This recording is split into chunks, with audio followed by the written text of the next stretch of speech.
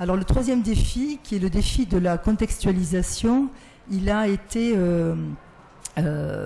beaucoup travaillé par un certain nombre de dialecticiens. J'évoque ici un ouvrage de Rémi Porquier, de Bernard Pie, et un ouvrage de Philippe Blanchet, Daniel Moore et Safia Asselaral, qui insiste sur l'importance et sur la nécessité de contextualiser l'apprentissage des langues dans le contexte. Alors, je reviendrai éventuellement là-dessus. Je définirai simplement la contextualisation comme cette motivation qui fait que lorsqu'on enseigne au lycée français de Barcelone, au lycée français de Kaboul ou au lycée franco-hellénique d'Athènes, on ne va pas obligatoirement utiliser les mêmes stratégies, ni peut-être non plus se référer aux mêmes variétés de français que celles que l'on va solliciter lorsqu'on travaille au département de français à l'école de langue de Malaga ou à l'Alliance française de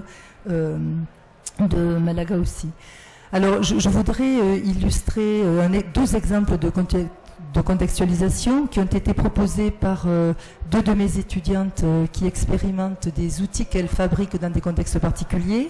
Le premier exemple est celui d'une lectrice d'italien qui enseignait l'italien à un public de LEA, donc à l'université de Poitiers. Donc il s'agit d'un cours qui est à visée professionnelle et qui forme les étudiants au métier du tourisme.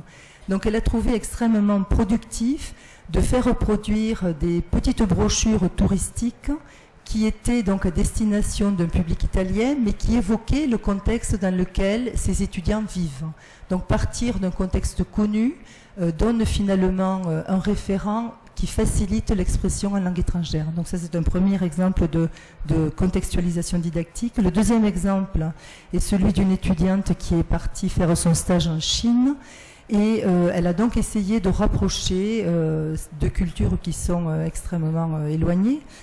Et elle a essayé par un certain nombre d'exercices, de faire prendre conscience donc des variations qui s'installent entre les habitudes des Chinois et les habitudes des Français.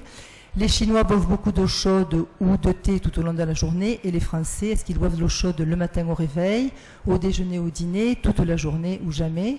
Donc c'est par des prises de conscience qu'on essaie de construire justement une différenciation culturelle. Elle a ensuite essayé de rapprocher le contexte poitevin, qui dans sa tradition a une sorte de dragon qu'on appelle la Grand Goule, et qui est l'emblème d'un certain nombre de clubs de sport à Poitiers, d'un dragon taotier qui présente un certain nombre de points communs. Et donc, elle a travaillé à la comparaison d'édifices religieux dans les deux, en Chine et à Poitiers, pour montrer donc les proximités de cet emblème. Alors, voilà les trois défis qui me semblent, alors parmi d'autres évidemment, je n'ai fait là qu'évoquer quelques aspects qui me semblent importants.